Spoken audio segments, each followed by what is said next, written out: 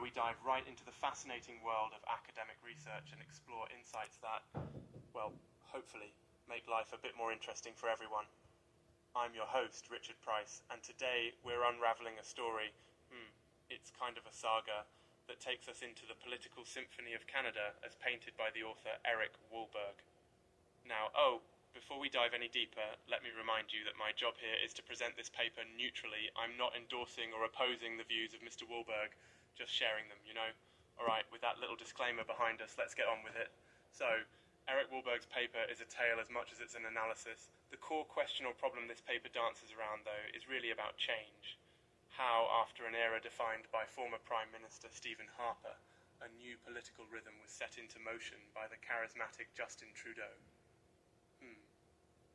Change. That elusive yet ever-present concept, right? What does it mean in the context of Canadian politics, and what ripple effects does it set in motion? So, Walberg frames it almost like a fable. There's talk of a political ogre, doom and gloom, and a youthful hero riding in to restore, well, hope and balance. It's colourful, sure, but what's significant here is the depiction of this transition, this shift from Harper's policies to Trudeau's promises. A stark contrast, like night and day, maybe. It's significant because it draws attention to how political narratives can shift and shape national priorities and identity. Now, let's roll into some key findings and methods without getting too bogged down. Walberg certainly doesn't hold back on critiquing Harper's policies. Things like cuts to scientific research, impacts on environmental standings, and controversies surrounding oil sands production and foreign policy decisions. The paper argues that these policies left quite a mess, so to speak, and it frames Justin Trudeau as the one coming in to clean things up. But remember, folks, no endorsement here, just the story as Walberg presents it. Anyway, how did Trudeau aim to implement this grand clean-up? Well, the paper outlines a flurry of plans: undoing cuts, reinstating the long census, reversing immigration restrictions. Phew, it's quite a list.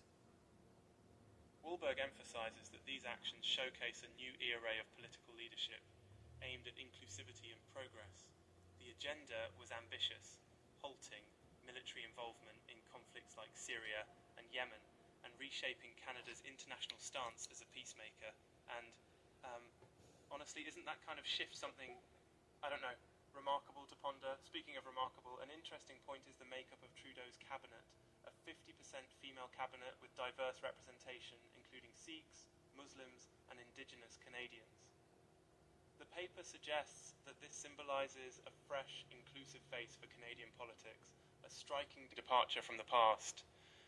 But again, remember, these are interpretations and symbols offered by Walberg, and it's up to us to reflect on what they mean personally and politically. Now let's pause for a second. Ever had a really good cup of coffee and you start thinking, how miraculous is it that beans could result in something so essential to morning routines? Where was I? Right, back to Canadian politics. Walberg doesn't shy away from the elephants in the room either. One big question the paper raises is about Justin Trudeau's challenges in navigating the environmental landscape, particularly the contentious debate around tar sands and pipelines. While environmentalism was a pivotal piece of his agenda, the complexities of oil politics were, well, let's say, a bit sticky. The paper sees this as an ongoing challenge, one as grand as dragon slaying itself. Then there's the question of Canada's relationship with the United States, described here almost like living next to a sleeping elephant. Different leadership styles set the stage for intriguing dynamics. How Trudeau would navigate these was a matter of some suspense. Yet Walberg suggests there was an opportunity here too, with Obama at the helm during Trudeau's early days, perhaps paving paths for cooperation over confrontation, which makes one wonder about diplomatic balance, doesn't it? Anyway, as we head into our friendly conclusion, let's consider what all of this means for us. Sure, it's politics, it's nations, but at heart it's people, their stories, their beliefs and dreams clashing and harmonizing within the grand symphony of governance. Whether you agree with the paper's narrative or find it imaginative, at the very least, it's a story that beckons discussion. So, that's all for today. Just a reminder that The landscapes of politics and academia are ever evolving and full of lessons, if we choose to look carefully. Join us next time as we explore yet another academic marvel. Until then, stay curious, stay reflective, and hey, why not share this episode with someone who's fond of political tales?